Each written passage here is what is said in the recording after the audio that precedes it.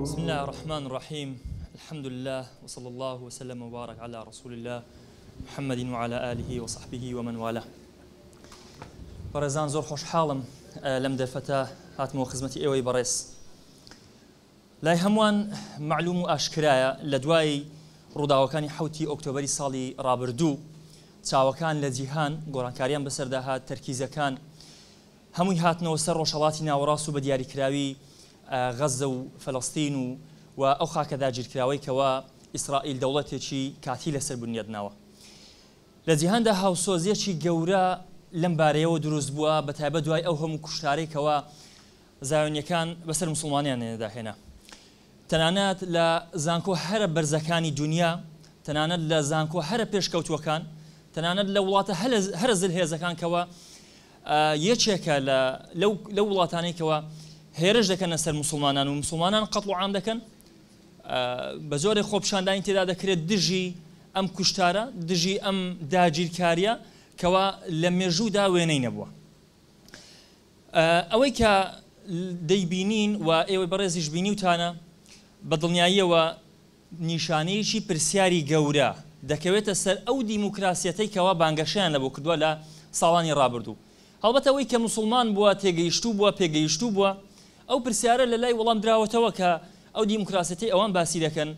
بەڕاستی دیموکراسیەتێک بووە بە جۆرێک بووە تەنها ناوبانگ بووە، تەنها ناو بوو بەبێ ناوەڕۆک. بەڵام ئێستا بە کردار بینیومانە بە دڵنیاییەوە ئەو دیموکراسیەتی ئەوان باسی دەکەن تەنها مارشی سەر نووسینەکانە یاخود سەر تەلەڤیزیۆنەکانە و زیاتر نییە. جیهان بەگشتی هەمووی بەسەر دوو بەرەدا بەش بۆ و کە بەرەی سێمی نییە، بەرەیەکەوە جوولەکەکان پێشڕەوایەتیان دەکەن و هێرش دەکەنە سەر موسڵمانان و قەتڵ و عامی موسڵمانان دەکەن، کەوا بەگشتی لە وڵاتان کۆمەڵێک سەرکردەی بڵحەپیاو، کۆمەڵێک سەرکردا کە ڕەنگە لە زۆرێک لە وڵاتەکان وڵاتی ئیسلامیش بن بەڵام بە زۆرێک پشتیوانی ئەم دەوڵەتانە دەکەن، ڕەنگە لە مێژوودا وێنەی کەم بوو بێت کە دەوڵەتێک بێت موسڵمان تێدا بژێت سەرکردەکەی پشتیوانی ئەو زاڵمانە بکات. و بە دڵنیاییەوە پەردە لەسەر زۆر شت هەڵماڵدرا. یەکێک لەو شتانەی کە پەردەی لەسەر هەڵماڵدرا ڕووی ڕاستەقینەی کۆمەڵێک کەس بوو کە ئەو کەسانە لە ژێر پەردەی موسڵمانەتی بەڕیشێکی درێژ و بە عەقڵێکی کورت دەیان هەویست موسڵمانان بخەنە جێژاوێکەوە وێنای نەبوو بێت بە موسڵمانان خەتابار بکەن لەو هەموو جەنگ و جیهاد و تێکۆشانەی کەوا دەیکەن. بەرەیەکی دیکە کە موسڵمانان سەرپەرشتی دەکەن یاخود بەرەی جیهادی ئیسلامی و کۆمەڵێک موسڵمان کە لە غەزە و فەلەستین هەیە، ئەوان چاوساغی موسڵمانان دەکەن و هەوڵ دەدەن ئەو خاکە داگیرکراوەی خۆیان کە چەندین ساڵە خاچیان داگیرکراوە بەدەستی بێننەوە، ئەمانەش بوونەتە بەرەیەکی دیکە کە کۆی دووەلی ئیسلامی جگە لە سەرکردە بڵحەپیاوەکانیان وەکو گوتم لەگەڵیاندان. ئەم پانەڵە لەبارەی موسڵمان و جوولەکە و خاچی پیرۆز و قورئان و مێژوو ئەم پانێڵە گفتوگۆی لەبارەوە دەکەین بە میوانداری هەریەک لە بەڕێزان ئەندازیار سەفین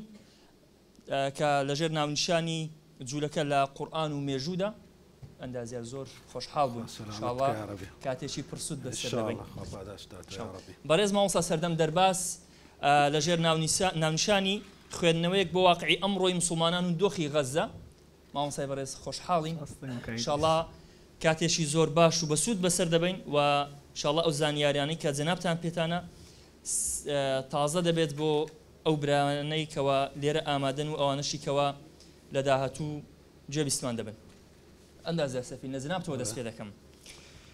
ئەو پرسیارەی کە ئێمە دەینە سەر بابەتی غەزە و فەلەستین ڕاستەخۆ ئیسرائیل و جوولەکەمان دێتەوە بەرچاو. نەوەی ئیسرائیل چێن ئەوە جوولەکە چێیە و ئاینەکەیان چۆن و لە شوێوە سەری هەڵداوە؟ بسم الله الرحمن الرحيم. الحمد لله والصلاة والسلام على رسول الله وعلى آله وصحبه ومن والاه. اللهم علمنا ما ينفعنا وانفعنا بما علمتنا وزدنا علما. براستي أو بابتا لبو جنابتان خوشحالم كباس بكم ما مستعاني قورآن و ئەهلی مەسەلەن کە تەڵەبە و خەڵکانێک الحەمدولillah گوێتان لێ دەگریتن پوختەیەک لە باسی مێژوو و لە قورئان لەلایتان بی ڕەنگە وەکو خۆتان الحەمدولیلا هەمووتان وەلاتان لە بۆ موسڵمانان و کێشەتان نییە، بەڵام خەڵکانێک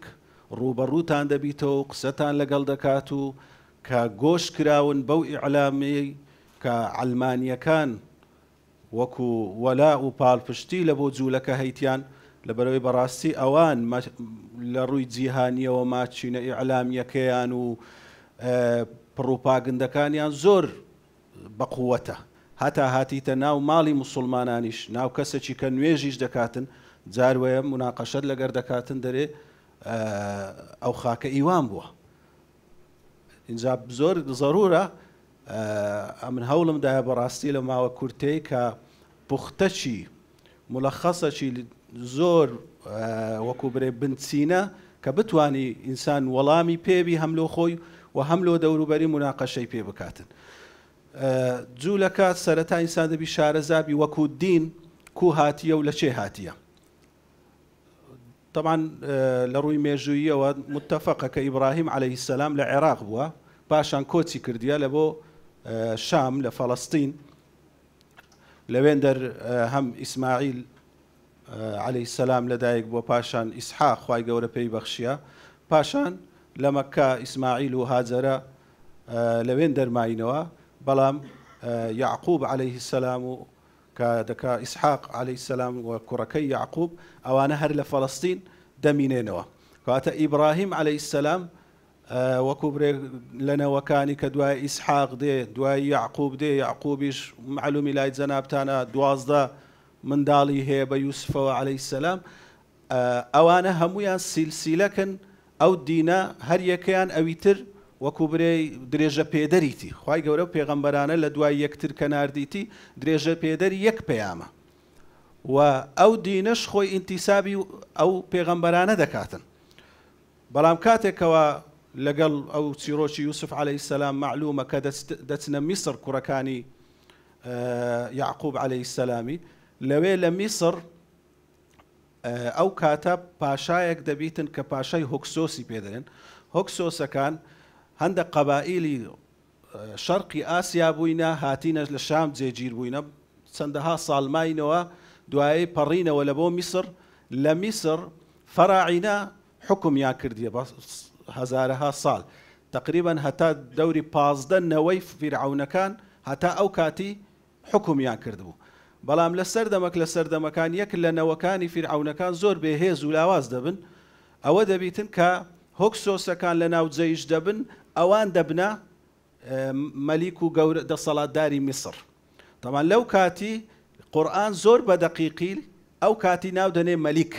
لە سوورەتی یوسف، گەورەی میسر ئەو کاتی ناونانێ فیرعون. بەڵام لە دوایی ئەوەی کەوە یوسف عەلەیهی سەلام و 12 نەوەکە لەوێ دەمینێەوە، ئەوان لەوێ منداڵیان دەبی وەکو 12 قەبیلە و بەرەباب دەبن، لەلایەن پاشای هۆکسۆسەکان مەلیکی ئەو کات ڕێز لێگیراو دەبن و دەستیان دەڕوە. بەڵام نەوەکان دیارە وەکو مێژوو باز دەکاتن لەسەر ئەو ڕێبازەی نەماینە، هەندێک غەدر و زوڵم و شتێکی وایان کردیە. عائیلەی فیرعونەکان پاش چەندەها ساڵ دێنەوە سەر حکم، دەست بەسەر دەسەڵات دادەگرنەوە کە ئەحموس یەکەم پاشایەتیان لەنەوەی دووەم دێتەوە، یعنی دەکاتە سیلسیلەی لە زنجیرەی 16ەم دێتەوە. ئەو کاتە لەبەرەوەی بەنی ئیسرائیل لەگەر هۆکسۆسەکان بۆ زۆر دژایەتیان دەکەن، ئەوە کە قورئان ئاماژەی پێدەکا یذەبیحون ئەبناءهم ویستەحیون نیساءهم، بە هەموو نەوەکی بەنی ئیسرائیل لە میسر دژایەتی دەکرێن، تا خوای گەورە موسا عەلەیهی سەلامیان لە بۆ دەنێریتن. موسا عەلەیهی سەلام کە مەسەلە ئەو خوای گەورە تەوڕاتی لە بۆ دەنێری و هاڕون، لەو کاتەیەوە ئەوان خوای گەورە نەجاتیان دەدا لەو هەموو عەزاب و تەعزیبەی کە تێدانە بەرەو سینا دەچن. بەڵام لە سیناش دیارەکە لە پاشان دەیانەوێ بچن بەرەو فەڵەستین، تا 40 ساڵی دەمینێنەوە دواتر دەچنە فەڵەستین. اینجا لەناو فەڵەستین یعنی چیرۆکەکە دوور و درێژە، ئەو کاتە ئەوان دێنە شوێنی کەنعانیەکان. کەنعانیەکان هەندێک قەبائیلی عەرەب بووە هۆکسۆس، یعنی لە شام چێژیایە، چونکە ئەوان قسەی وا دەکەن کەوە کە ئەنەما ئەو خاکە لە پاش ئادەمیەوە کەسی تێدا نەبووە یەکسەر جوولەکەنەوەی ئیسرائیلی هاتیە لەوێ دانیشتی بە هەزارەها ساڵ خەرچی لێژیە و ئەو زەویە خوای گەورە سنەتی خۆی لەسەر ئەو زەویەی وادانایە قەبیلە لە دوو قەبیلە کۆچی کردیە لە شوێنێک چوویتە شوێنێکی گەشەی سندیە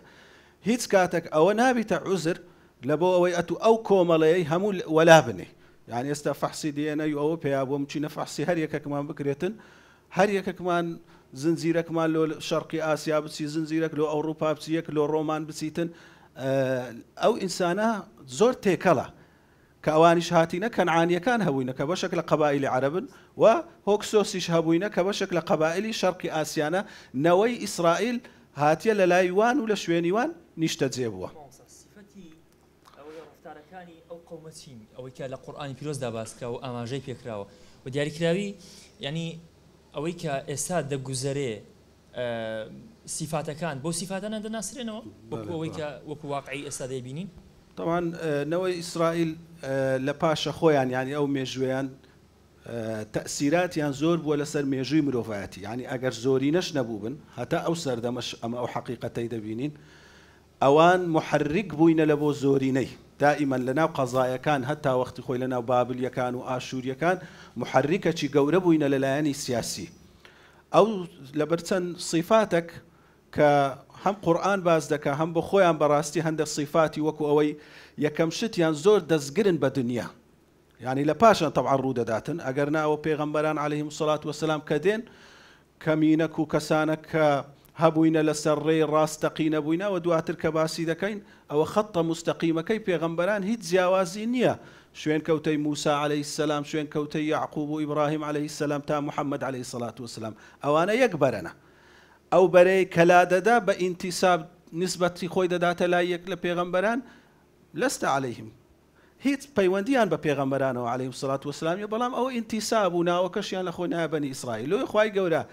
ئێمە باسی ئەو صیفەتی ئەو کەسانە دەکەین کە لایەندا لە منهەجی پێغەمبەران عەلەیهیم السەڵات وەسەلام یەک لە صیفەتەکانیان وەلەتەجیدەنەهم ئەحرەص الناس على حیات زۆر ژیانی دنیایان خۆش دەوێت یەک لەو تەحریفاتانەی کەوە خوای گەورە زۆر ئاماژە دەدا لە قورئانێکە تەورات و ئینجیل تەحریفاتی تێکەت یەک لە تەحریفاتە گەورەکان لایەنی ئیمان باليوم الآخر لە تەورات و لە فکرەی دینی لە فقهی ئەگەر ئەو مستەلەحە ڕازبی جوولەکەی زۆر زۆر کز بوو هەتا ئێستاشی لەگەردابی لایەنی ئیمان باليوم الآخر زۆر کزە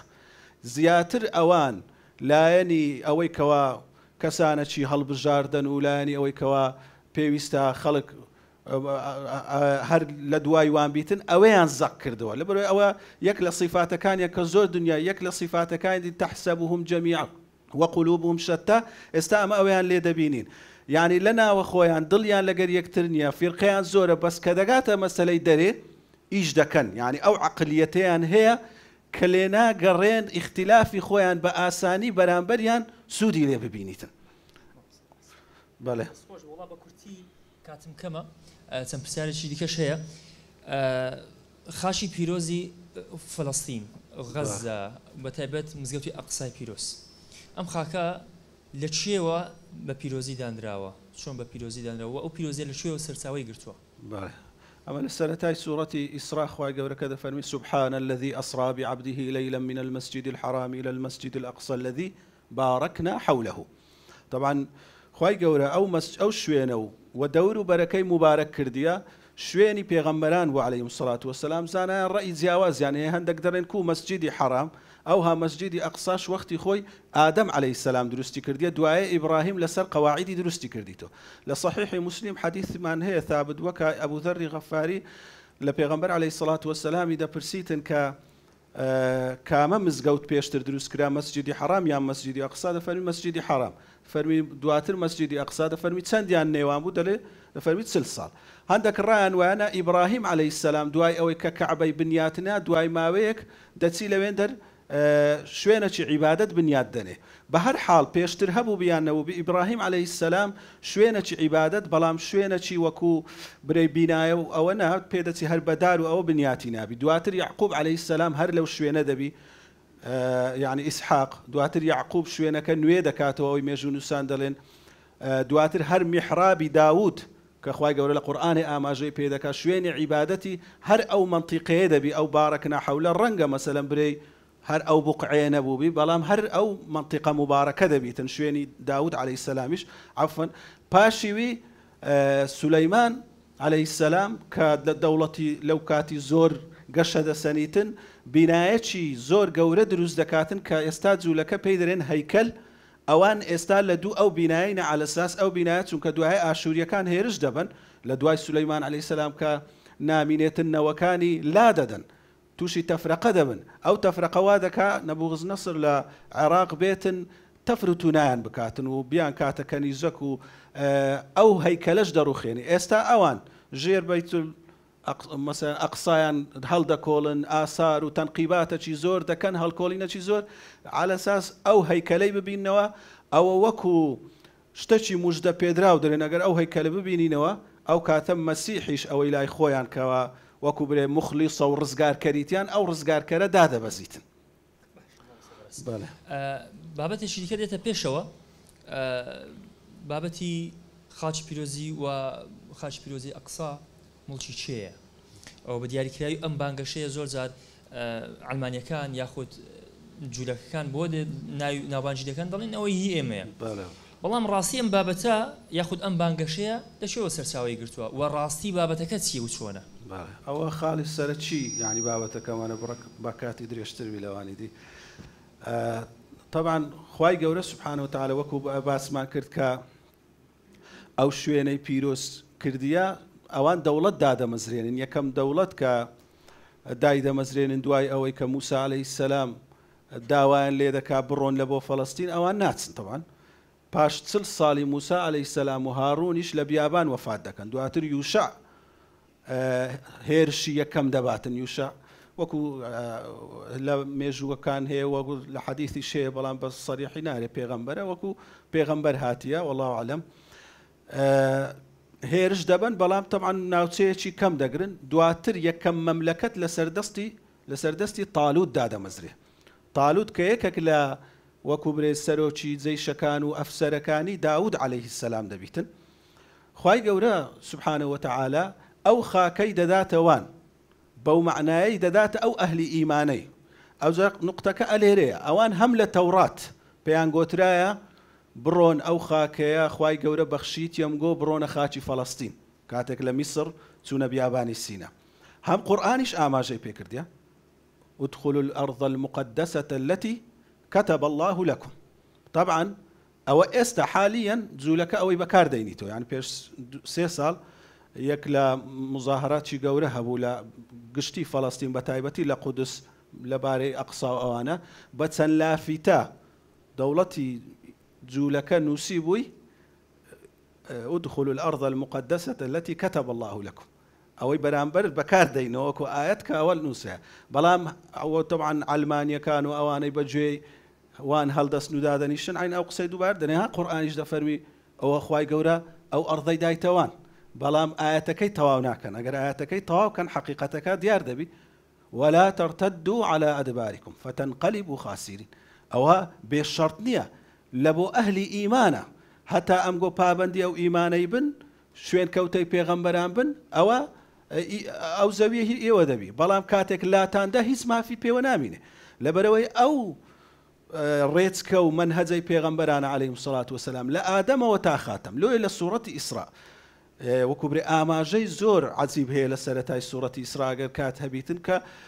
خواي قول لباشي دفر ولقد آتينا موسى الكتاب وجعلناه هدى لبني إسرائيل ألا تتخذوا من دوني وكيلا ذرية من حملنا مع نوح إنه كان عبدا شكورا لو لوي باسي نوح دك عليه السلام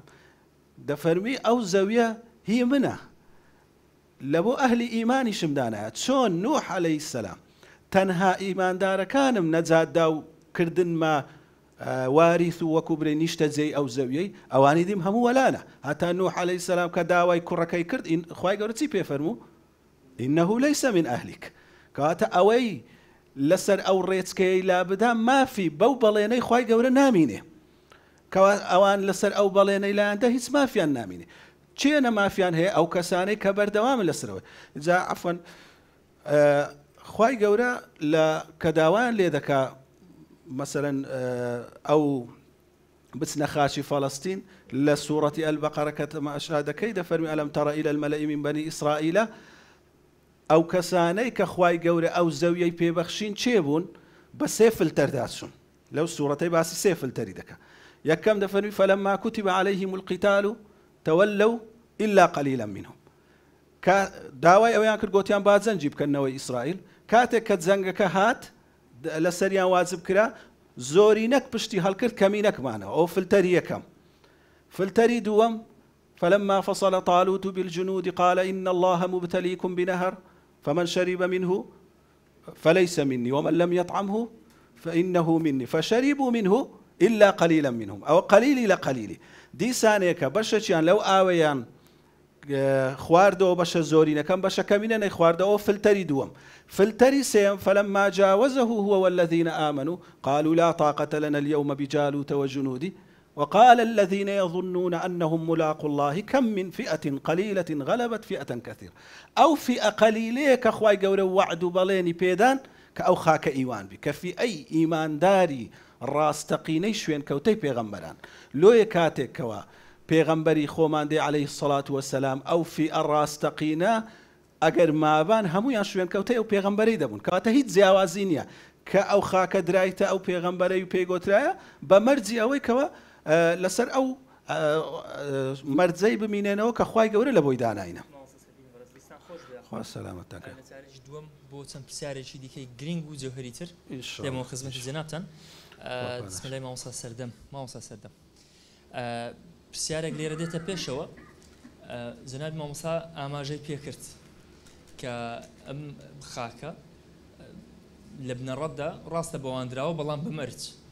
ئێستا نیشتەجێبوون لە خاکی فەڵەستین حەقی چییە؟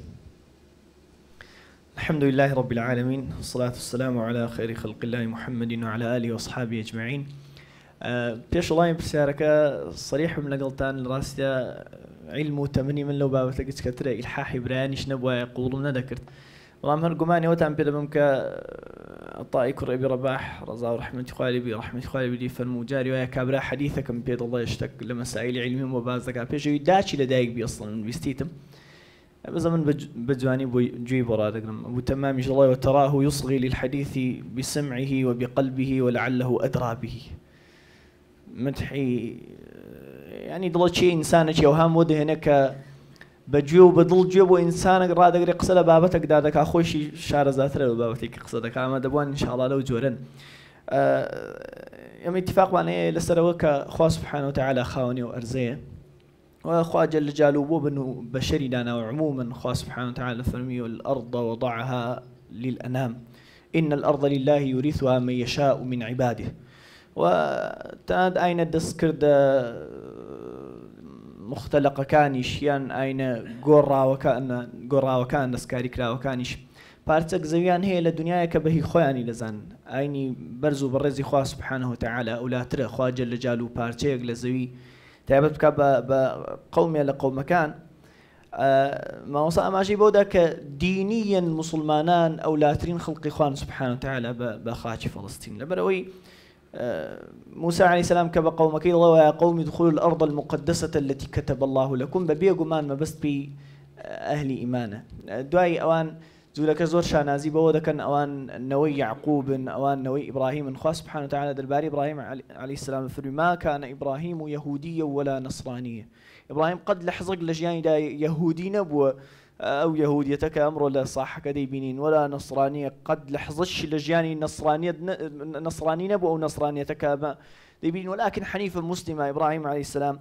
موحد شي مسلمان بو وأخو سبحانه وتعالى بالصريحية صورة بقرة فرمي ووصى بها إبراهيم بنيه ويعقوب يا بني إن الله اصطفى لكم الدين فلا تموتن إلا وأنتم مسلمون ولا لا لا لا أنا قوم يكيش وما وصى ما جيب ذاك إجماع مؤرخين لسر أو يكم قوم أو أرزان أودان كتبتو تيدا جيابا لدواي آدم عليه السلام كان عني كان يشتيسا نمت اتفاقية كالجزيرة عربة و كوتشان كردو بو أويان آودان كردو كابو مسلماني شي عربي فلسطيني منطقيا هم لجانب دينيك وهم لجانب نتوكشوا قال لجانب قوميكيش وتمشاكين او لا ترين خلق اخوة سبحانه وتعالى لو نشتجي انه وكو رعائش كوكرا ولا تايوان ولا بولندا ولا برازيل وكهريا كان اصلا لقوشيش وزويو هاتون واقعي يعني نشت ما شابكين راسي لم دنيا كاقدريس بس لا وازا كان بس نوري سايكس بيكو بابند من يعني حدودي سايكس بيكو هندك خطوطي وهمي غير موجودة لأرزي واقع وهركز دا أسمان وتماشي أرزي خوابك سبحانه وتعالى أو خطوطاني هيك شتيدا نابيني دوايش يعني اما كوچین لەسەر ئەوەی هەندێ هێزی استعماری داگیرکاری دژ بە مسلمانان و خەت و خطوطانیان دروست کردو یعنی ئەولا زۆر گرنگە ئێمە مسلمان زۆر ئیعتیباری و هەموو خەت و خطوطان نەکەینەوە لە خەیاڵماندا گەورە نەبێ بابەتیشی طەریف هەیە هەر کەس لە گوگڵ ماپ تەماشای سنووری نێوانی سعودیە و ئوردن بکە دەبینی هەندێ منحەدرات و پێچ و پەنای زۆر سەیر و سەمەریتدا لە کاتدا و ئەرزە بە تەواوی سەحرایە یعنی پێویستی بۆ خۆناوچی شاخاوینی ئەوەی پابند دەبن بە زنجیرە چیاکەوە بەکوێدا ڕۆی ئەوە دەکەمە سنوور وەکو لە سنووری نێوانی عێراق و تورکیادا هەیە مەسەن وەینەوە منطقیکی سەحراوی دەتوانی بە خەتێکی ڕاست سنوور دابنی لە نێوانی سعودیە و ئوردن چەرچڵ کە ئەو کاتە زابتێ بووە لە جەیشی بەریتانی خۆی اعتراف بۆ دەکات کە ئەو شەوەی ئەمنە و خەریتەیەم لە بینی سعودیە و ئوردن کێشات تەواو سەرخۆش بووم هەرچم دەکرد نەم دەتوانی خەتێکی ڕاست دەو نێوانە بچێشم ئەو قەڵەمەکەمە تەسووری کردو یعنی مسلمان ببینی خۆی لەسەر ئەو سنوورە وەضعیە کە زابتێکی سەرخۆش لە نیوەی شەودا دایناوە بدا بە کوشتیان ئیعترافی بکە ئەسڵەن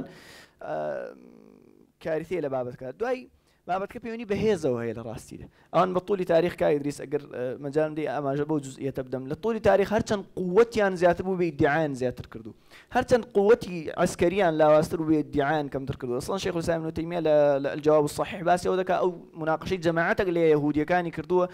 ئەوان گوتویان ئەمە اعترافەوە دەکەین کە موحەممەد ئەسڵەن پێغەمبەرە ئاماژەیان بۆ داوە کە گەمژەکانمان باوەڕیان بە پێغەمبەراتی موحەممەد نییە صلی الله عليه وسلم بەڵام ئەمە خلافان لەسەرەوەیەکەوە پێغەمبەرەکە بەتەنیا بۆ عەرەب بۆ منە هاتووە مثلا ابن القیمیش لە هیدایەت الحیارە ئاماژە بە شتیش لەو جۆردا یا ئەمە نیمچە اتفاقمان هەیە کە کریستۆفر کۆلۆمبوس لەگەڵ جەماعەتێ دەریاوانی ئیسپانی یەکەم کەسن کە ئەمریکایان دۆزیوەتەوە ئێستا ئیسپانیا زیاتیەوە ناکات داوای یەک بسخاک لە ئەمریکا والله هي منه لبروي صراع قوته اصلا يا ايطاليا بهيج نوعياتها استعدادي فاتيكان بيشيل كدولة توسكية كالخاش ايطاليا جاكراوته خاك خاش ايطاليا كان والله فاتيكان قوتي عسكريه لبشتان دفاعي لفكا والله اويك استاذ بيني واقعي امره زور جوازه يعني اويك دبيني استنا كشتو كشتاره جولك كان مسلمان كان دكوجن يعني پرسیارەکەی من ڕەنگە پاش و پێشێکی تێدا بێت لەگەڵ پرسیارەکانی دیکە بۆچی تا ئێستا مسلمانان ئەوەندە شەرمنن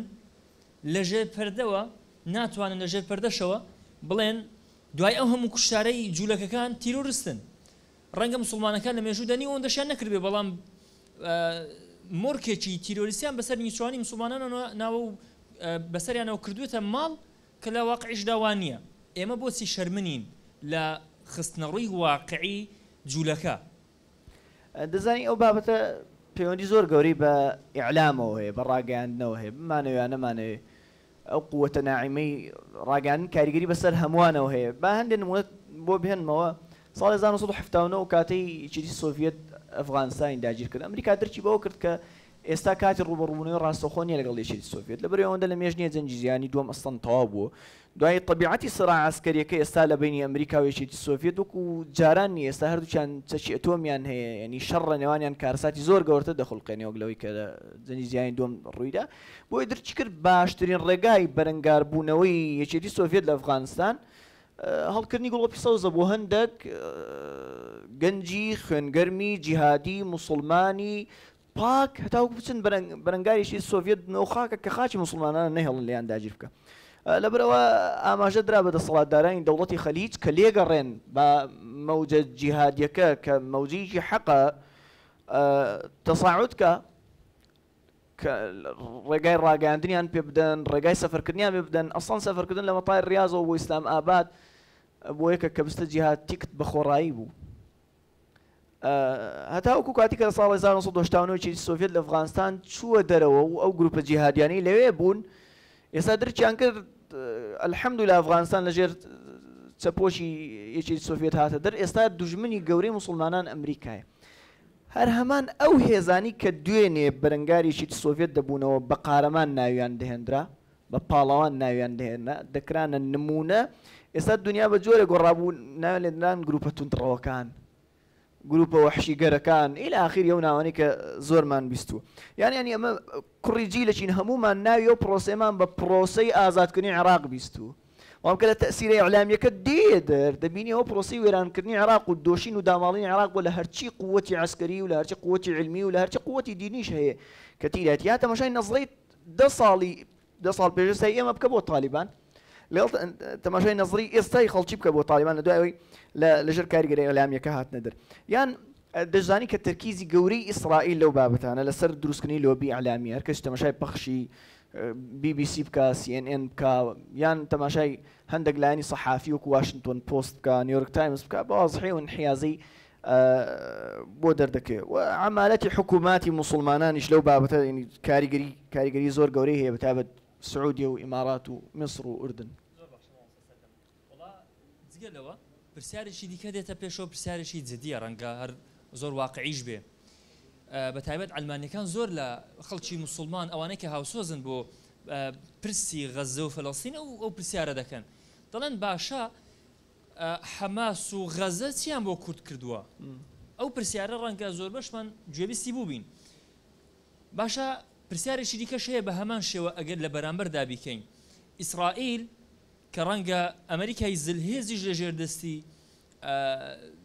ئیسرائیل دابێ ئەی ئیسرائیل چی بۆ کورد کردووە کە من هاوسۆزی بم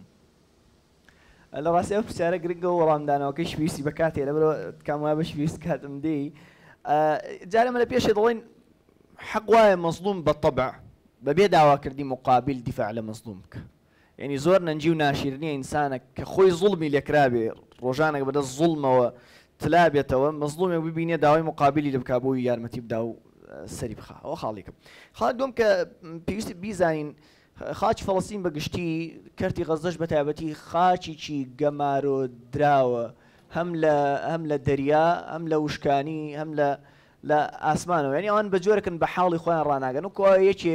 شەعبێ لە شەعبەکانی ئەم دنیای بێ بڵێم بزانی کورد کاتی کە ئەنفال دەکرا چی بۆ ئێمە کردووە ئەی با بە کورد لە کاتی ئەنفال لە حاڵێکدا بۆ کە بەدەست دەردی خۆیەوە تلاوەتەوە ئەنیش ئێستا لە حاڵاتێکدان بە تەکیل لە چەند ساڵی ڕابردوودا بە تایبەتی ئەسڵ لە 1940ەوە لە حاڵێکدان کە بەدەست دەردی خۆیانەوە دەتلێنەوە لەبەرەوە چاوەڕوانکردنی و شتی زۆر گەورەت بۆ بکەن هەتا بڵێ مەطلبەشی نامنطقیە دوای ئیعلام لەو بابەتەش کاریگەری زۆر گەورەی هەیە کاتی خۆی لە کەوا بڕیار بۆ هەرێمی کوردستان ڕیفراندۆم بکە مالیشی لە دوانیشدا کە گوتی ئەگەر هەرێمی کوردستان بێتە دەوڵەت دەبێت ئیسرائیلی دووەم لە ناوچەکەدا ئیعلام لەوێ لە ناو شەعبی فەلەستینی و لە دوانی ئاخر دەرەجە زەق کرد بۆ تاوەکو بزان ئەوە کوردە یعنی لێرەش قسەی ئەمسالی صاحب عرقات و جەماعەتی زەق دەکرایەوە کە هەرێمی کوردستان بە فعلی چەقۆیە لە دژی خاچی عەرەب و لە تەوەی عەرەبی و پێویستە خۆمانی لێ نەجار بدەین و لە کاتدا نووری مالیشی نوێنەری کوردە تاوەکو قسە بەناوی کوردەوە بکا و بڕیار بدا کام هەرێمە دەبێت ئیسرائیلی دووەم نە صاحب عرقاتیشی علمانی ئەندامی مەکتەبی سیاسی بەری فتح نوێنەی ڕاستەقینی فەلەستینیەکانە ئەنجا دەبێت بزانین کە لە ساڵی 2011ەوە لە هەولێر سوڵتەی فەلەستینی بەڕسمی کۆنسوڵخانەی هەیە وەکو کۆنسوڵخانەی وڵاتەکانی دیکە هەتا و کۆم ڕۆژ لە ئیشوکاری خۆی بەردەوامە نەزمی حەزوری یەکەم کۆنسۆڵی سوڵتەی فەلەستینی لە هەولێر لە کاتیکردنەوەی کۆنسوڵخانەکە دوای ئاماژی بۆدا کە ئەوە سابقەشی گرنگە و ئیلە ئاخری بەوازحی ئاماژی بۆدا کە یاسر عەرەفات و غەیری ئەویش پەیوەندی زۆر باشن لەگەڵ مەلا مستەفا هەبووە یعنی ئەوەی نەشاردەوە کە بەڵێ ئەمە پەیوەندی باشمان لەگەڵ سەدام حوسێن هەبوو بەڵام لە پاڵەوە پەیوەندی زۆر باشمان لەگەڵ مەلا مستەفا و سەرکردەکانی دیکەی کورد هەبوو ئەسڵن دوای ینی هەندێک نمونە تەماشا بکەن تەماشا تەرکیزی گەورەی حەماس بکەن لەسەر ڕۆڵی سەلاحەدین ئەیوبی ئەسڵن ئەوان خوا بەلاشت خێراناتەوە صراع تاریخیشیان یەکلا کردوەوە کە سەلاحەدین کوردە یان کورد نییە لەبەرەوەی بەعکسی ئەوەی خەڵک تەسەووری دەکات قەزەی کوردبوون و عەرەببوونی سەلاحەدین بابەتێک نییە عیزەت دووریە جامیعی مووسڵ کردبێ و داوای کردبێ بە فکرت شۆڤینیانە سەلاحەدین بکرێتە عەرەب ینی زۆر لە مۆریخە گەورەکان پێیان وایە سەلاحەدین بەڕەچەڵەک عەرەبە بەڵام بابەتەکە ئەوەیە کە ذهبی ڕەحمەتی خوای بفەرمێ ئەو هەرچیەبی خۆی و با و باپیرانی ناو کوردان گەورە بوون و ژیاون ئەوش بەسە ئینسان بە کورد بزانێت بەس ئەوان ئەسڵن ئەویان یەکلا کردوەوە کە سەلاحەدین کوردە ڕۆڵەکەشی زۆر زەق دەکەنەوە دوای دڵێن ئێستا دنیا بچووک بۆتەوە ئەمە خەڵک دەبینین لە دەرەوەی کوردستان دەیانبین هەر کات خۆتیان پێدەناسینی کە کوردی ئەسڵن ئەوان مەزیەکت دەدنێ نایدەنە هەموو عەرەبێکیش دوای لە ساڵی 2012 لە فەلەستین پاڵانێکی تۆی پێکرایەوە لە ساڵی 2012 تا کە هەرێم کە وڵات نەبێ ئاڵای نەبێ وەکو دەڵێن نەنێتەوەی گرتوەکان بانگێش کرا هەرێمی کوردستان بوو یان من پێم سەیرێک چ عەلمانێک دەتوانێت یەک تاقە لێدوانی سەرکردەیەکی حەماس کە ممثلی حقیقی شعبی فەلەستینین بێنێ کە لە دژی بەرژەوەندەکانی گەلی کورد دابێتی یان دەزانی ئیسماعیل هەنیە لە ساڵی 2022 مقابلەش لەگەڵ کەناڵ ڕوودا کرد ئەو زۆر بە سەریحی گوتی حتا مافی چاری خۆنووسینی کوردیش ئێمە لەگەڵی نەگەر کورد خۆی ئەوەی بووی ئەگەر بڕیارەوە بدامە هیچ مانعی ئەومان نییە بەڵام عەلمانیەکان ینی یەکە لە دەلیلەکانی ئەوەی کە حەماس یا فەلەستین دژی کوردە ئەوەی ئەوان دوژمنایەتی سەریحیان بۆ هەندێک هێزی چەکداری چەپی کوردی دەردەبڕن ئەمسالی پەکەکە ئەو بابەتە زۆر دوور و درێژە و معتەقەیاتی مختەلیفی بەڵام بە کورتی دەڵێن پەکەکە هێزێکی چەکداری چەپی مارکسیە کە شانازی بە ئیهانەکردی مزگەوت و مەلا و مێزەر و قورئان و دڕاندنی سوڕەتی فەتحەوە دەکات یعنی منطقی نیە تو چاوەڕێی ئەوە لە حەماس بکەی کە قونوت بۆ سەرکەوتنیان بخوێنێ ئەگەر پرسیارەکە عکس بکرێتەوە بەشی دوێنی پرسیارەکە بە کورتی وەڵام دەدەمەوە ئیسرائیل چی بۆ کورد کردو ئیسرائیل هێزێکی عملاقی اقتصادی و عسکەریە لە ڕۆژهەڵاتی ناوەڕاست توقع بکەن هەموو ئەوەی ئیسرائیل لە 2014 لە کاتی پەلاماری داعش بۆ کوردستان کردوویەتی تەوزیعکردنی 4000 جێ شیر و بەتانیە بۆ هەندێک ئاوارە لە چواردەوری دهۆک ئەویش مسلمان نەبوون یەزیدی و مەسیحی بوون ئەو کاتێک هەرێمی کوردستان تووشی یەک لە گەورەترین قەیرانەکانی مێژووی خۆی بۆ لە دوای ساڵی 1992ەوە ئیسرائیل هەموو ئەوەی بۆ کوردی کردووە تەوزیعکردنی 4000 جێ شیر و بەتانیە بۆ هەندێک ئاوارەی مسلمانیش نا غير مسلمان 4000 جێ شیر و بەتانیە ئەمە لێرە کۆبینەوە کۆمەک کۆ بکەینەوەمان بۆ دەکرێت لەناو ئەو هەموو ملیاران دۆلار بگرێت تریلیۆنان دۆلارەکە ئیسرائیل هەیەیان دەشێت پرسین کە هەر بەڕاست بنیامین ناتەنیاهۆ کاتی لە 16 ئۆکتۆبەر 1952 خاچی هەرێمی کوردستان داگیر کرا لەکوێ بوو چی کرد چی بۆ کورد کرد بابەتەکە ئەوەیە کە ئەوان عەلمانەکان یەکلایان کردوتەوە کە پێویستە ئیسرائیل دۆستی کورد بێ و حەماسیش دژمنایەتی لەگەڵ سەردەم دەست خۆش بێ زۆر سپاس دەکەم ئەندازیار سەفین دێمەوە خزمەتی بەڕێستان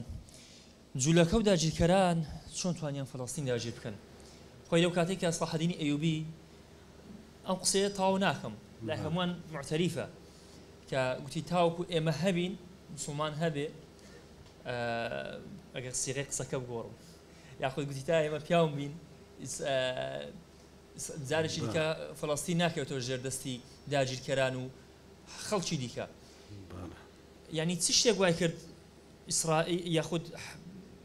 غەزە فەڵەستین بکەوێتە ژێردەستی داگیرکەران ئەوە زۆر گرنگە بەڕاستی لەبەوەی لە واقعی خۆمان بگەین وەکو برێت تەشخیصی ئەو نەخۆشیانە بکەین کە بوونە هۆی ئەوەی کە موسڵمانان ئەو خاکە و هەر فەڵەستین نا بە گشتی خاکەکانمان دۆڕاندە ئیستیعمار یعنی کەم وڵات هەیە کە ئیستیعمار داگیری نەکردبی لە کۆتایی سەدەی 19 هەموو سەرەتای سەدەی 20م تەمان ئەوەش هۆکاری هەم ناوەخۆی هەبووە هەم هۆکاری دەرەچی هەبووە یعنی چەند هۆکارێکی زۆر سەرەکی دەخەمە ڕوو ئینسان لە بۆی هەم خۆی ئاگاداربیەوە هەم خەڵکیشی لێ ئاگادار کاتەوە یەکەمیان طبعا سەروی هەموو شتێک لادان لە ڕاستە شەقامی ئیسلام و چون بەرەو هەندێک شێوازی واکە مەسەلەن خوڕافات و شتی وا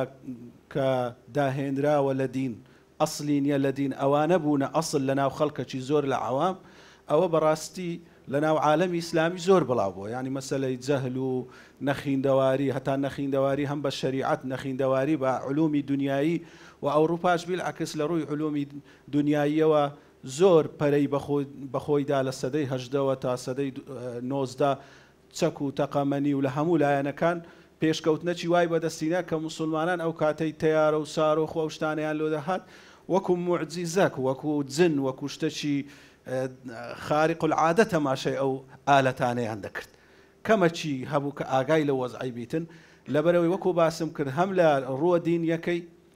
و هەم لە ڕووە دنیاییەکەی لە عیلم دابڕابوون لۆیە بەڕاستی خاڵی یەکەم و سەرەکی کە بووە هۆی ئەوەی کەوە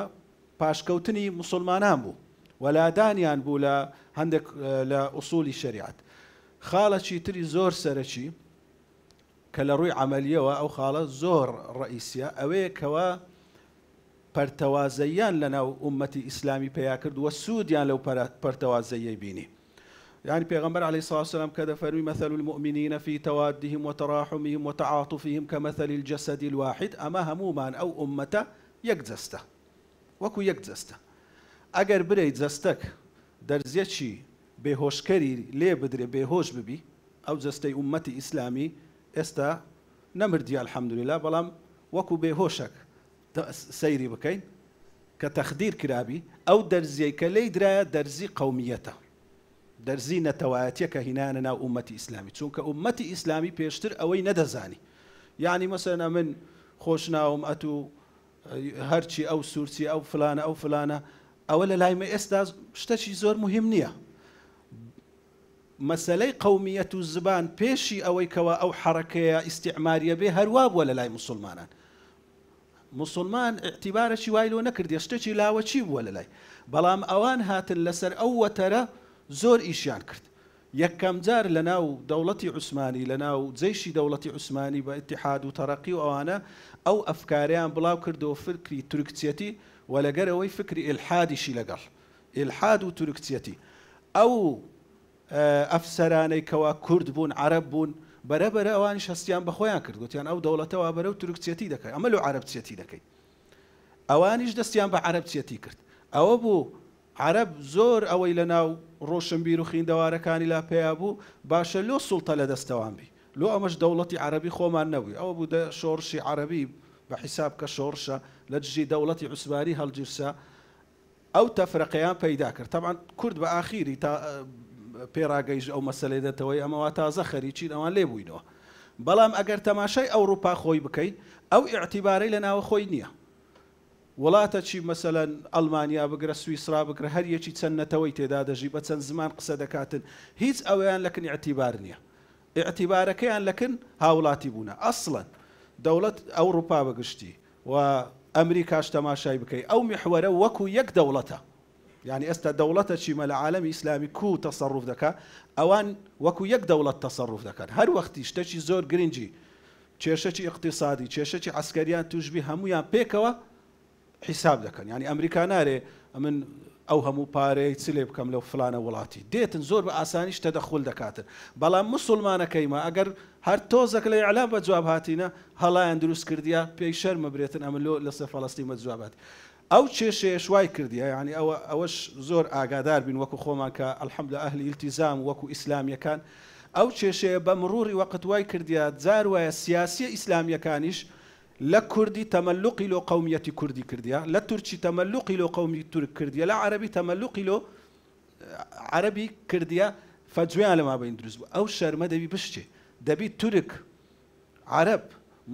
كرد فارس مسلمان كي كلا سريك عقيدة ببروجا بإعلان بكاك أو كسل من نزيكترا أو كرد لمن نزيكترا أو ترك لمن نزيكترا تاكس شيء كلا دين لمن دور بتسونك أو الرابطة زور مهمة براسي أما لنا وخوما بلاي بكينوا إنسان عفوا أو كوتا قسم لو بابتي إنسان لسر تسن شوازك ربطي دروس كردي لما يجي مروفاتي يعني لسر شوازي قبيلة ولا وبرائي لسر أساسي قبيلة دانا لسر أساسي بنمال دانا يعني لسر أساسي قومية وزمان دانا يعني لسر أساسي الرنق داينا رشو سبي وسور أو أنا سردمها بوداينا يعني لسر أساسي بيرباور وعقيدة وعمل داينا باشا أمد بي لسر أساسه جربت هر دروز بكين كابراي علماني لسر أساسي فكري خوي ربطي هي لقر علمانيتي أو سري دنياو لقر ليشي كودا بيتو دليشي لوي ليدا لو مسلمانك بشر موا باسي أو ربطي بكاتن بات أو تضاربا روناداتن قورترين بخبرهاتنا وأويكوا أما إيش لسروي بكين مسلمانان ك أو سبب تفرقي قوميته كال بكين ولناو جهاني إسلامي. خوش بولا یک پرسیاری دیگه جوهری هبو. بله. هل برای خاشی پیروزی فلسطین مسلمانان شون دتوان أو خاکور بگرنوا ولو نهامتی و داجیرکاری و کشت و کشتاری دربازی بکن جاری چی دیگه. بله. والله هو كان يكم بس أنا وباسم كركا يك لو دردانا اتفاق له يعني لسرچيترين أو هو كارانا كخواي جوران نصرتي بالربط كرديو ولا تنازعوا فتفشلوا وتذهب ريحكم قوة بس دروة باختلاف دروات أو الزور مهمة أما بتوان إدارة اختلافي أصول اختلاف هر دبيتن بلام دبي بزانين أصولي أهل إسلام شيء لقر أهل إسلام وفروع سيا أو أنا هم تيكل وبيكل نكي سردمانك خلقانك استالو سردمي هي نازاني لسر أدنى شد برایەتی ئیسلامی تێک دەدا لەگەر بەرامبەری ولا سەر شتێکی گەورە ڕەنگە جۆرێک لە برایەتی لەگەر غەیری موسڵمانی لەگەر کەسێکی کەوا لە ئەسڵ لەگەرت ئیختیلافی هەیە جۆرێک لە هاو ئاهەنگی و هاوبەشی دروست کردی ئاگاشی لە خۆی نییە لێ ئەوە زۆر مهمە مەسەلەی ئیتیفاق و مەسەلەی وەکو ئومێد هەبوون و چونکە دەردێکی گەورە دەردی مەیوزبوون و بێئومێدیە یعنی موسڵمانان وەها تێگەیەندراینە کە زۆر زەحمەتە سەرکەوتن تازە بەسەر غەرب ئەوان ئەو قسەی زۆر 100 ساڵ لە پێشیمەنە ئەوانە هیچی وان نییە بەس لەمە عەمەلی دەوێت بەوەی موسڵمان دانیشتن و ئیش نەکردن زۆر خەتەرە هەر موسڵمانێک دەبی لە شوێنی خۆی ئیش بکە ئەوان صیفەتیان چێت جوولەکە نەواف التەکڕوری عەفوەن یەک لە قیاداتی حەماسە کتابەکی هەیە الجیهاد بالمال باسی هەندێک مەواقیفی جوولەکەکان دەکاتن لە فەڵەستین کە کوو لەگەر دەوڵەتینە دەڵێ یەکێک لە عەرەبەکان لە قودس جیرانی جوولەکەی دەبی دەستە ماڵی چایەکی دەدەنێ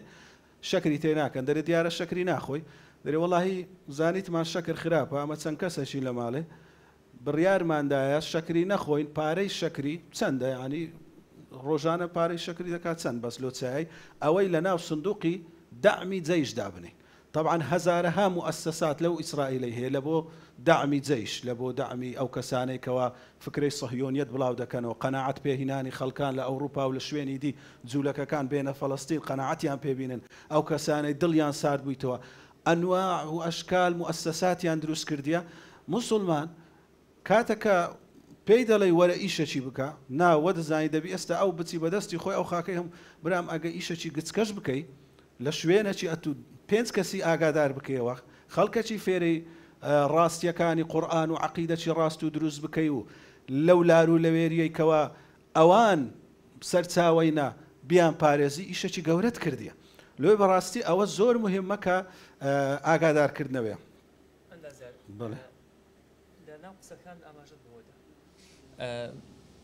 وەهمێکی گەورە دروستکراوە لە بۆ قوارەی زایۆنی یاخود سوپا یاخود قووەتی ئەو هێزانە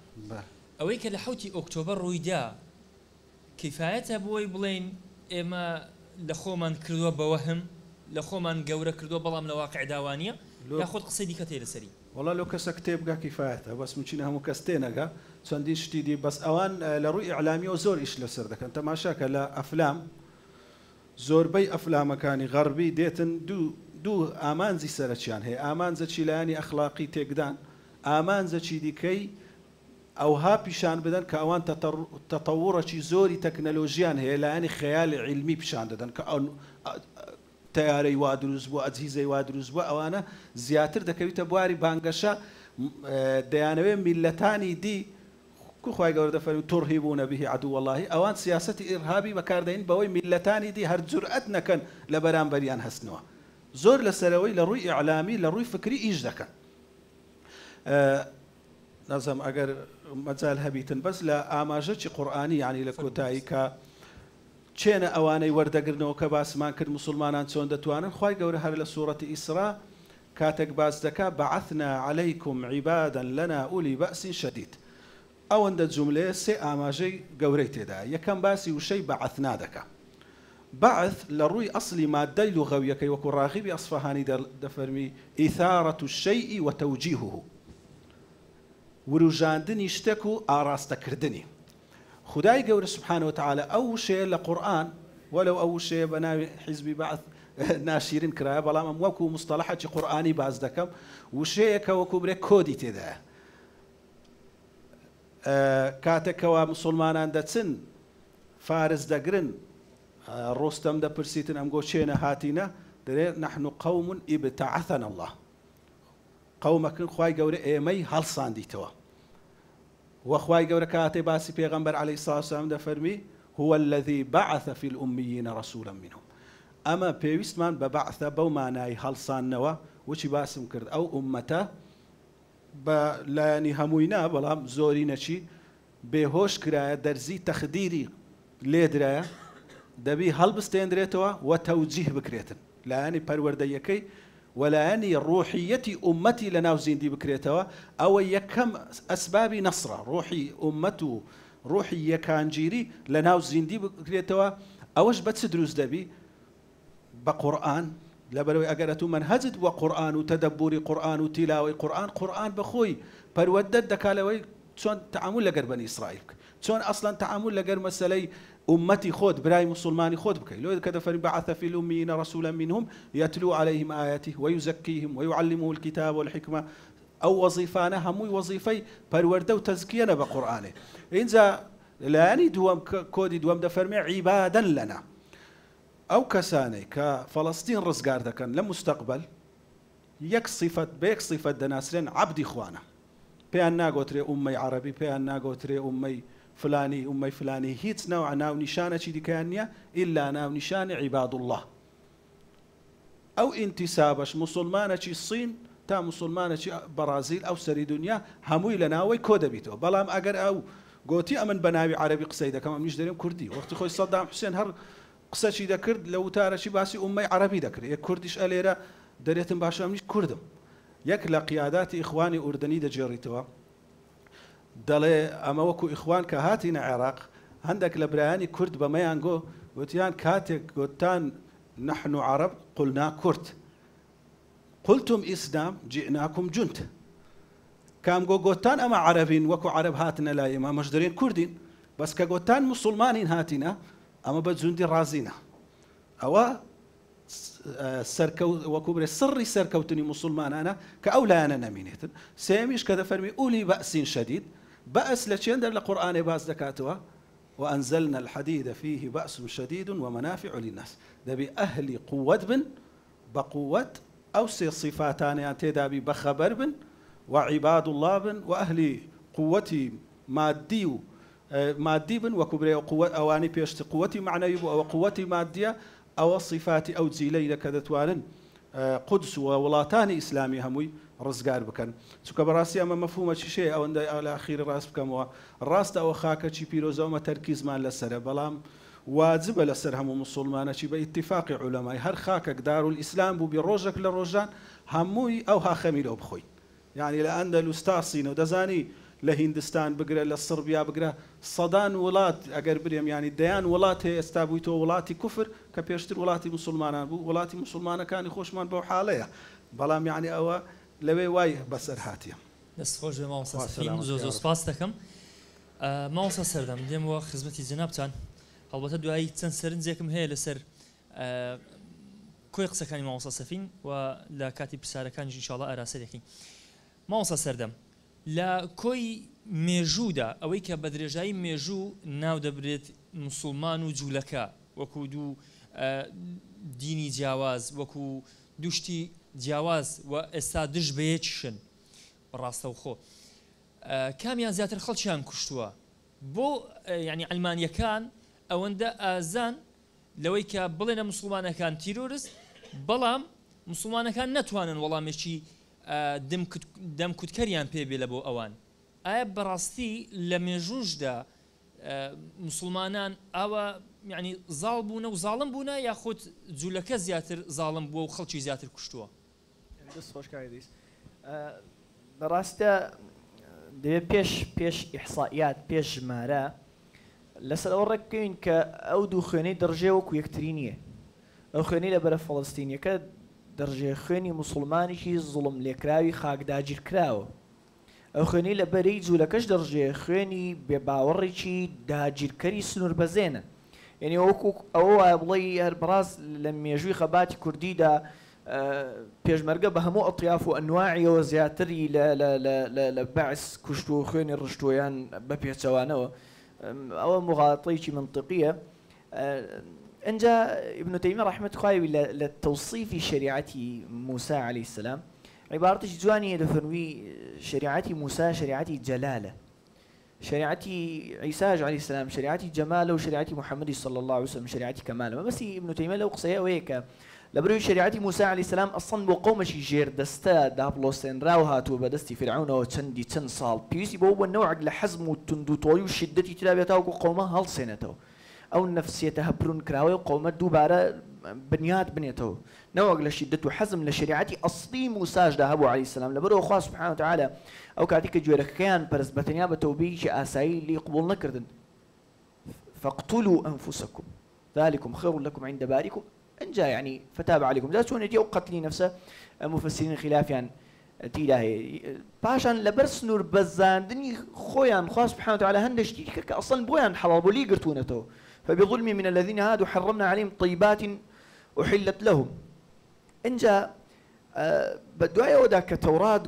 قرداوة وجولك بو خويا كتيبي كان دانا وكو سرتاوي تشريع كبلان ولا التوراة قولتها كالتلمودي بيدا قلتري عنده فظاعة وكارثات قوريتي ده طبعا تلمود وكو مجموعي فتاوى واي او استنباطانا او فتوى نواي كحاقة مقورقاني يهودية بدرجايم يجودا يعني عندي اشتي متر سيدايتي ده مثلا هموش انا نصي لسنة التلمود يا كمان غيري جولا كم روفنية غيري جولا كم مروفنية اخوة سبحانه وتعالى سر شكلي مروف دروستي كلهم بوي لائق بن خزمتي جولا كم كان لنزيكو اقرنا غيري جولا اصلا مروفنية لبرو عبارتي حشرات وشي جانور وشي زيندور هتا استاج لكلماتي اندام برلماناني اسرائيل دبيستي بكاري دهن برامبر او هم من دار باستزماني غزه انجا غيري جولك اگر داوي قرض ذكر واجب لسر جولك بالربا قرض بداته نسر بسر بريش بار بداته وهمان بري لور بقريته انجا دروس نيه اصلا بالنص هي للتلمود كخوا لو جولك يخوش نابي كمالي ونبوي غيري جولك دوزته وبيداته واجب لسر يهودي هول بدا بو كشتني الصالحين غير يهود حتى وقر زربج لمصالح يهودين هذا انسان شي صالحي مسلمان لكن جقدان يشتوه اقر بلين او يعني الصلاح واجب لسر يهودي هول بدا بو كشتني بابنبون ببيمان نامه لقل غير يهودي واجبني هار كاد يستد بمزاجي خود بيشجنه ناموسي غير يهودي بارز راوني افرتي غير يهودي بارستي ناموسي بيوزني بلكو يعني بالتلميح ما جوج ذكر باغتصاب ودزدريجي كدنيا خاص سبحانه وتعالى هو بود جرته كاعتقاد انه قالوا لن تمسنا النار الا اياما معدوده ما وصاج ما جيب هذاك مفهومي باور من بقيام لا يوان مفهومي محاسبه اصلا صردراوته كوزن اندرا بابا بيوستي بالتفاصيل وارقام زور قورنيه ونرواك منظمي شي سربنته ويقرتو كان لبري اوان حسابها تاوكو بري اما لا دو هفته بيجسا برنامج بواو كردو كأوي إسال لغزة دا جزري لدواي جنجي جياني دوم نموني أو نجزراو هركس يقول يا ورد فعله لبيشة وحماس بعضين دزدريجي كدو ورد فعله ونوعك الذي فعل أخوه أوان هندق متزرو قصاب خانيان هي أصلا أو كاتا شعبي فلسطيني مقاومي تشكداري أو تويشي نبو أوان متزري كان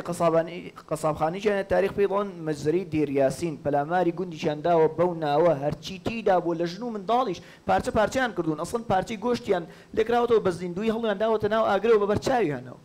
إذا بيو الشرم لو تاريخ بكا منطقي دير ياسيني كروتا منطقي جي سكني وردوغاي تدا دروس كردو ناوي شقا مكاني شي بناوي يوسر بازانا وكردو ككاتي خوي قصاب خانيان ناو شعبي فلسطيني دا ناو تو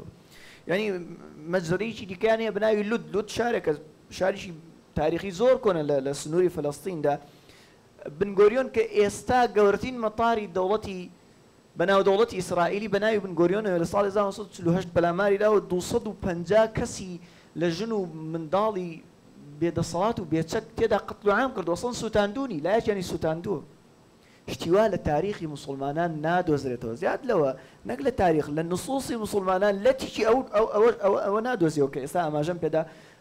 أو زيادة لوش لتلمود وجودي هي زور باش ما وصل سردم ببرواي جنابتان ديارتين أو خالانيك واي كردوا هم حماس وهم أو كوي حزباني مقاومي فلسطيني كتاوكو يسا خويان راقرتوا ولا هنديك حالتي برو بيرسوني زور باشيان بخويان وبينيوا أو خالان سين ببروي زنابتان يعني تشتك بوته هوي سركوتن والنجاح دي أوان كدواي يازده مانگو چند روزك هشتا لمقاومة بردوامن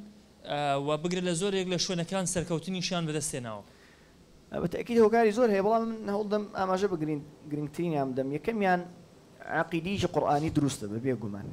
عقیدەیەکی قورئانی دروست یعنی ئەثەری لەبەرکردن و خوێندنەوە و تێڕامان و مراجعکردنەوەی هەموو قورئان بەگشتی و سوورەتەکانی ئەمسالی بەقەڕە و ئالی عیمڕان و تەوبە و ئەحزاب و غەیری ئەوانیش بەوازحی بە مقاومەی فەلەستینیەوە دیارە. پاش ئەمە کە دڵین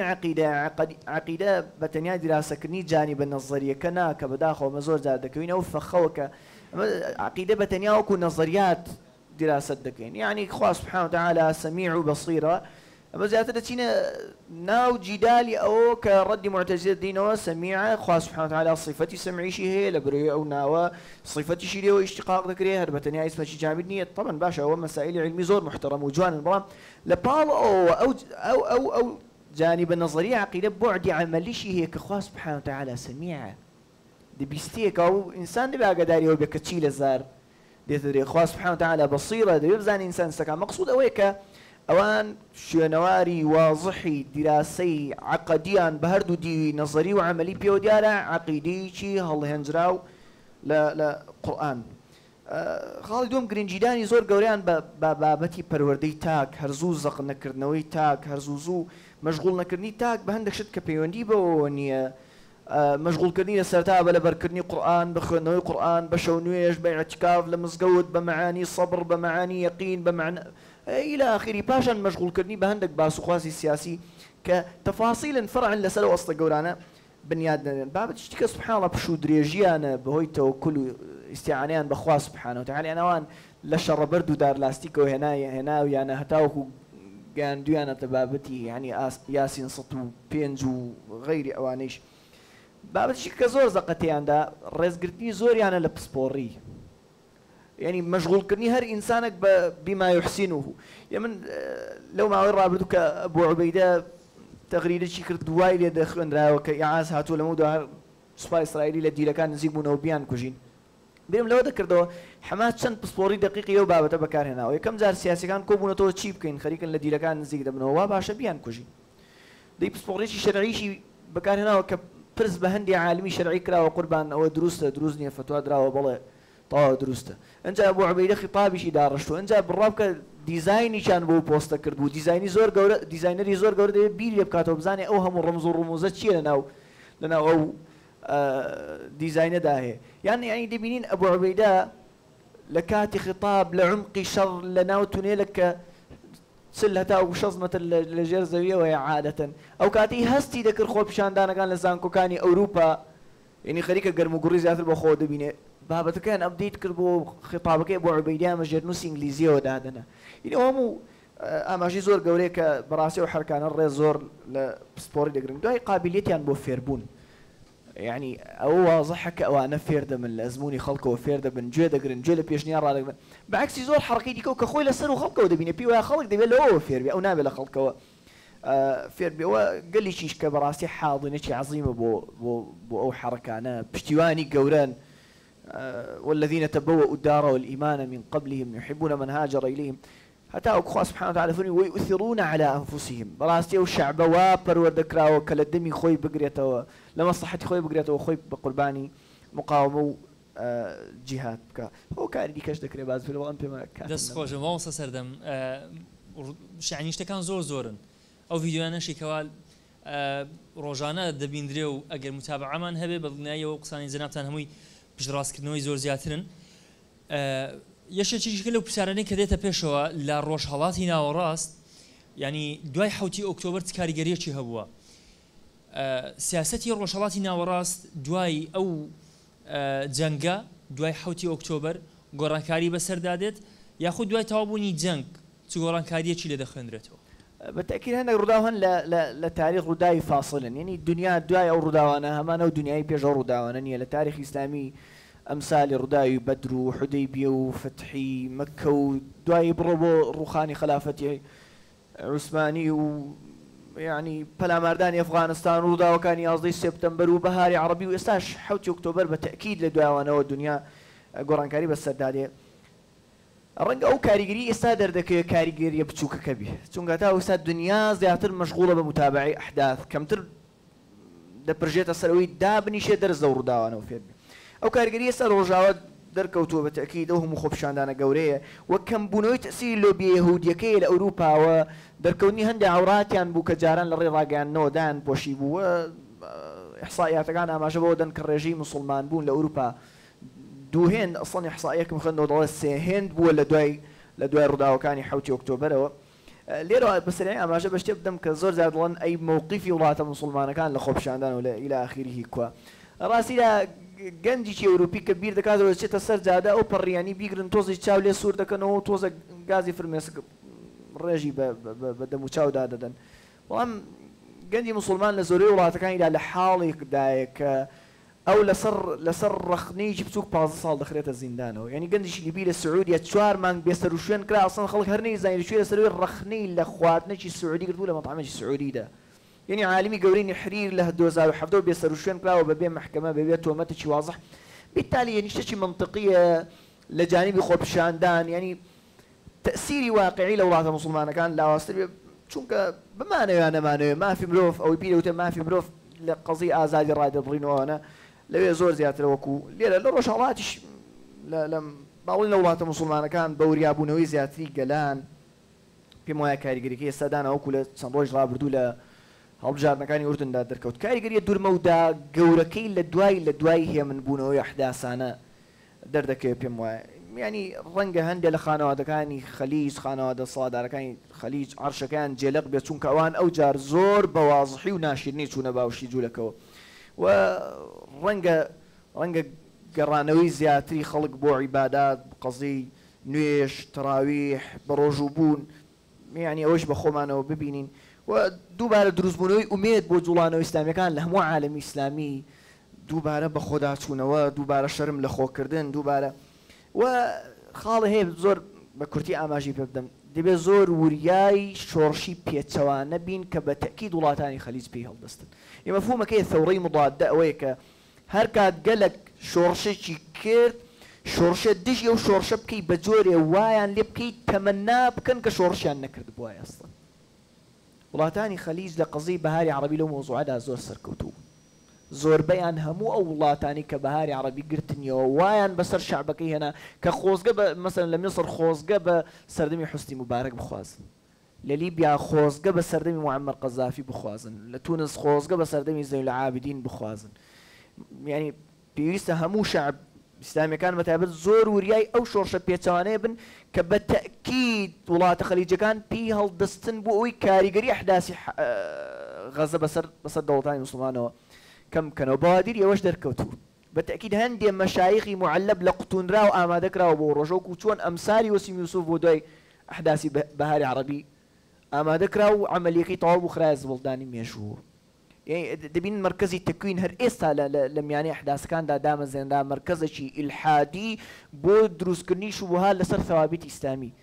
بە هەندێک فکر و قەڵەمی میسری و بە پارەی ئیماراتی ئێمە مەفروضە بە وردی تەعامل لەگەڵ ثەورەی مضادەیەکی محتەمەل بکەین لە دوای حەدەسانە دەستان خۆش بێ مامۆستا سەردەم پرسیاری کۆتاییم پێم وایە پرسیارەکە هەم گرینگەوە هەمیش پرسیاری زۆربەی ئامادەبوانە زۆر گوێبیست دەبین دەوڵەتی جوولەکە دەڕوخێت و نامێنێت و هەمووشمان ئەو قەناعەتەمان لە هەر هەیە دەشڵێن ئێستا کاتیەتی ینی زۆربەی زاناکان کەسانی عالم هەم لە ناو کوردستان و لە دەرەوەی کوردستانیش ئەو قسەیان کردووە و دەژڵێن ئێستا کاتیەتی پرسیارەکەی من لێرە ئەوەیە ئەو هۆکارانەی کەوا دەبنە هۆکاری ڕوخاندن و هەڵوەشانەوەی دەوڵەتێک چییە بەتایبەت ئەوەی ئێستا لە نێو دەوڵەتی جوولەکە دەگوزارێت چۆنیە بارەکە الله فیک ڕاستیان وەکو موسڵمان یەقینمان بەوە هەیە کە پێش هەڵسانی قیامەت جوولەکە بەدەستی موسڵمانان دەکوژرێن و حەقیان لێ وەردەگیرێتەوە بە کوشتنە کە شایستەی هەموو جرام و تاوانیان لە طولی تاریخ هەتا و حەدی وەکو لە فەرمووی پێغەمبەری خوا داهاتوە صلی الله علیه وسلم دار موسڵمان ئاگادار دەکاتەوە کە ئەوە جوولەکەی لە پشتی خۆی شاردووە بەڵام مەرج نییە حەدەسانە ئەحداسی کۆتایی دنیا بن ینی زۆر مەرحەلە بەسەر موسڵمانان داهاتوە کە ئەوان نیمچەیەقینیان بۆ دروست بووە کە ئەوە قیامەتەوە هاتووە ابن الأثير ڕەحمەتی خوای لە کامل وەختی ئەحداسی هێرشی مەغۆڵ دەجێڕێتەوە سوێن لەسەر ئەو دەخوا کە وەڵڵا بابە ئەوانەی یەجوج و مەجوج و دابەزین و ئەو فەسادین هێننەوە ئەو یەجوج و مەجوجەیە کە خوا سبحانه وتعالى لە قورئان و پێغەمبەر صلی الله علیه وسلم لە فەرموودەدا باسی دەکەن یعنی هەتاوەکو بزانین مەرج نییە ڕوخانی ئەم دەوڵەت تۆچکەی ئێستای ئیسرائیل مرتبط بە ئەحداسی کۆتایی دنیا و ئیلا لە ڕێی حملەی عسکەریەوە بڕوخی کە پێغەمبەر صلی الله علیه وسلم لە فەرمودەدا ئاماژەی پێداوە لە ڕاستە هۆکاری ڕوخانی دەوڵەت زۆرن بەڵام من سێ خاڵ سەرنجی ڕاشام لەناو حاڵی ئێستا ئیسرائیل کە دەشێت بێتە هۆکار بۆ ڕوخانی ئەو کیانە کاتیە یەکەمیان قەزی هێرشی سەربازیە منطقیە کە زۆر جار دەوڵەت بەهۆی هێرشی سەربازیە دەرەوەی خۆیەوە دەڕوخێ ئێستا دەزانن لای الحەمد والمینە مقاومەی ئیسلامی زۆر تطوری کردووە چاو چەند ساڵی ڕابردووە لە 7 ئۆکتۆبەرەوە قوربانیانی ڕیزی جوولەکە 10,000 تێپەڕاندووە لە نێوان کوژرا و بریندار کە یعنی ئەوە حدثی آخر درجة فظيعة بالنسبة يهود دزان يهود طول تاريخ ويتجنهم أحرص الناس على حياة يعني تحملي لدزدان نفوس ناكن ولضيفي غربية وهروا يعني هو توقعي أو كان هتاوكو يسا محمد مرسي برحمة بلد الصلاة بوا تشيدا جزرة تشيدا قومة يعني احتمال زور ببخدا أو كان أصلا انهياري كردبات أو سا خويش ران نقرت بات أو كو يستان مقاومي استامج اعتراف فودك كبشق لو تشكو اتفاقي بكاري دهني هي زماني محمد مرسي برحمة بيه كابو منطقية كمقاومي سامي بفضل إخوة سبحانه وتعالى روجك بقاته أويك وتانا دولة تياب أصلا تماح جيل لبربياني حفتي أكتوبر تماح يوما اللي يجيبوا توبلي يعني بكامل دولتك أن الروخي والله مو نهاية دي لأن اشتكى بابت الشرين أو خوي يعني مجتمعي جولك هر لسرتايوه بدست انشقاقاتي زور قورو دنالني يعني مثلا أوان دابش بو دو بري قوري علماني كانوا متدين كان لجانبي اعتقاده يعني بابتك هتاوكو آستي تيرور كرني إسحاق رابين رويو كسروا وزيران إسرائيل وصال زمان صدنا وتبين زبروا علمانية متديني شي جولكي متشدد وتي تبديلي تشريعاتي التوراة والتلمود دكا عند شدكا كبلاي حاخامان والريبيدراوني بيوسف بكجري سرق وزيران آخر كشني سرق وزيران دلالتي انشقاقي زور قوري لأولاد ده يعني تاوك صار متدين كان متابت أو كطائفة حريدي ميان بيضلن بتندري شورتي ده كانوا خدمتي السربازي بكان وصراعي سياسي قوره هي لنيوان حكومة كينا نتنياهو معارضة بالسركداتي يائر لابيد و صراحة عم يقتره لراسي أجر هو أجرتي هولي شارنا ويشي دن أوجو لكاني لغرب وهاتون ولا أوروبا أصلاً نقرته بأوروبا وأمريكا كأشكنازيان بيضلن أو طائفة ليهود كالشرق وهاتون كسفارديميان بيضلن يهودية شرقية كان بدست سوسانوي زور قولد ناولين بدست أو يهودياني كأصل يعني غربية والصراحة زور كونتر لدولتي إسرائيلي بكرتي يعني مجتمعي إسرائيلي انشقاقي قورتي دا متوقع لكوتا إيش دا يعني نماني بيانوي دولتك هو كار له كاركان الروخاني دولة نماني بيانوي وجودي ودولته بيان برشاي خوتان أجر فكرة مذهبي نمينه بناي مذهبي روافض شيعي دوازد إمامي يعني زور منطقية كماني بناوي إسلامي إيران راستو خو بو فورمي إستايا وإنهيار بكا زور منطقية تكون دولتك بيانوي وجودي نامينه دو بيانوي قوله هي بوجودي دولة إسرائيل كم دابين كردني نشتماني شي آرام بوجودك أو نشتمانه آرام نماو أصلاً زولك بليشا ولاد بزيده هلن طلبي زولكان لسر جنسي دوم لسر باسبورتي دوم غير باسبورتي إسرائيلي لزياد بوني زور قوري بياني دوم كعبد الوهاب مسيري خاوني أو نظري لراستها أو ضلي أو إسرائيلي أوروبا وأمريكا بكاردين أوروبا وأمريكا إسرائيل بكاردين بو هندي طموحي باون خوازي استعماري ناو دولتي مسلمانان أو دولة تشكي يهود دانا وببياني باراستني همو روجدة تسر مالي مسلمانان وهيرشان دكات تسر عبد مسيري ضلي هاركات أو دولة بو بار بسر أوروبا وأمريكا بين عشية وضحاها لبين بياني وإواري وازي ليده إنه بشتي تدكن أو كاتا دولتان إسلامي ليقدو أن أوروبا بارتي عندكن كابو نماني بيانوي استعماري أمريكا وهو دولته بشتي يكرني أو كاي زور منطقية بولنا وتوني دولته دستان خوش بما وصل سردين برز زور سپاس دكم والله من يك سرز سقسكي جنابد لبربياني حوتي أكتوبر أو يك رويدا ببي أو متابعاني من كدم كرت براستي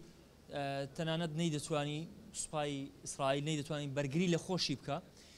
تاوكو فرنسا ئەمریکا و کۆمەڵێک وڵاتی دیکەی زلهێز کە دەست لە پشدراوی جوولەکەن تاوەکو ئەوان هاتن ئەگەرنا بە دڵنیاییەوە تەنانەت توانای بەرگریکردنیشیان نەمابوو و ئەگەر غەڵەتم نەکرد بێت لە ئامارەکە تاوەکو ئێستا زیاتر لە 30,000 کەسی جوولەکە لە وڵات ڕۆیشتوونە و نەگەڕاونەتەوە و بەنیازی گەڕانەوەش نین ئەگەر لە ژمارەکە هەڵم نەکرد بێ بەڵام پێم وایە ژمارەکە زیاتریشە جگە لەو هەموو ترس و خەوفێکەوە ئێستا لە نێوشاندا دەگوزارێت کە ئەمانیان نەماوە. دەستخۆش بە مامۆستا سەردەم زۆر سپاس دەکەم مامۆستا سەفین بۆ چەند پرسیارێکی دیکە دێمەوە خزمەتی جەنابت. ئەو جوولەکانی کە خۆپیشاندان دەکەن هەم لە ئەمریکا هەم لە وڵاتانی دیکە دژی قوارەی جوولەکە دەگوترێ ئەوەی کە ئەو قوارەی کە دانراوە دژی ئاینی جوولەکەیە ئەم قسەیە دەکرێت تا چەند هەڵسەنگاندنی لە بۆ بکەین ینی ئەوەش نیزاعێکی دیکەی بینی جوولەکە خۆیانە. بخوي باباس ما كرك أخوي قول القرآن فرموي ادخلوا الأرض المقدسة التي كتب الله لكم ولا ترتدوا على أدباركم فتنقلبوا خاسرين أو عين التوراة إيش بيان قترابو كأجريوا طبعا وان دو دولتي جوريان هبوا لباش سليمان عليه السلام كدولته شي زور جوري دروس كربو تن مليشي دي هاتين دواء لا يندايو برتوازي زور ينتي كوتيا أخوي جوري لسرزماني بيغمبران آقاداري كردنا وكا تازە دەوڵەتەکەتان دەڕوخێ و پەرتەوازە دەبن و ئەو وەسیەتە و داواشی کردیە کە تازە جارێکی دیکەش لە شوێنە کۆنە بنەوە ئەوان ڕەئیان وایە بەشێک لە مەزهەبی ئەو جوولەکانە کە خوای گەورە داوای لێکردینە لەسەر زاری پێغەمبەران کە جارێکی دیکە وڵات دروست نەکەنەوە چونکە عقوبەیدان ئەو وڵاتەی دروستمان کرد لاماندا لەبەرەوە دوای حرەکەی سەهیۆنی مەسەلا پەیدا دەبیتن پێش 200 ساڵ لەو دەورەی ئەو حرەکە سەهیۆنیەت لایەنێکی ئەلمانی و بێدینی تێدایە و لایەنێکی قەومی توندی جوولەکەی تێدایە یعنی لایەنە دینیەکەی کاڵە لایەنە قەومیەکەی زۆر توندە ئەو حرەکە سەهیۆنیە ئەو کاتە باوەڕ بەوەی دەینیتن کە وەکو بڵێ تەوافقێک لەگەر جیهانی مەسیحیەت بکە ئەوانن بڕوایان بەوەی هەیە بێنە ئەو خاکەی کەمینەچیان هەیە بەڵام ئەو کەسانەی جوولەکە کە ئێستا دژی ئەوەینە ئەوان کەمتر خاوەندە سەڵات و خاوەن نفوذن لە هەم لە وڵاتان لەبەر هەندێک زیاتر لە خۆپیشاندانەکان بەشداری دەکەن بەو ناوەی وەکو شتێکی دینی تەماشا دەکەن کە لە بۆیان نییە جارێککە بگەڕێنەوە ئەو خاکەی فەڵەستین. دەستخۆش بە مامۆستا سەفینی بەڕێز زۆر سوپاس دەکەم. لە کۆتایی دەمەوێت دوو بابەت باسکەم هەر زۆر بە کورتی کاتەکەشم درێژ کردەوە گردن مازاکەن لە بابەتی سۆشیال میدیا هەندێک شت هەیە ئەوەی ئەهلی اختصاص نەبێ بەڕاستی نایزانێ. مامۆستانی بەڕێز ئێستا هەر یەکێک لە ئێمە ناتوانین لە سۆشیال میدیاکەی خۆشمان بە تەواوەتی بنووسین غەزە یا بنووسین فەلەستین یا بنووسین ئەقسا ئەوە ڕاستەوخۆ بە جۆرێک فەیسبووکەکەمان پەیژەکەمان ئەکاونتەکەمان تەدمیر دەبێت هیچ کەسێک ناتوانێت هەر سیرکە ڕەنگە هەر قفڵ بێ ڕەنگە هەر ڕەش بێتەوە یعنی ئەمانە هەیە زۆر شت هەیە کە ئێمە لێی حاڵی نابین تاوەکو تەواو لێی نزیک نەبین وەلەوەش حاڵی نابین ئەگەر من ئێستا بڵێم لە کوردستان لیوەیەک چوە شەڕی حەماسی کردووە ڕەنگە لای زۆربەتان باوەڕ پێکراو نەبێ بەڵام لە زۆربەی سەرچاوەکانی ینی ئەوەی کە سەرچاوە ڕاگەیاندکارەکانی تورکیایە ئێرانە هەموو ئەوە باس کراوە تەنانەت لە یەکێک لە سەرچاوەکانی هەرێمی کوردستان کە ئەوە باس کراوە دەسەڵاتداران هاتوونەتە سەرخەت یعنی ئەمە بە واقعەکەی میلەتی خۆشمان بزانین بای چەندە و هەڵی سنجێنین بە کورتی و ئەمە کۆتا قسەی من بوو گردنم ئازاکەن کاتم درێژ کردەوە صلی الله علی محەممەد وعلى آله وصحبه وسلم.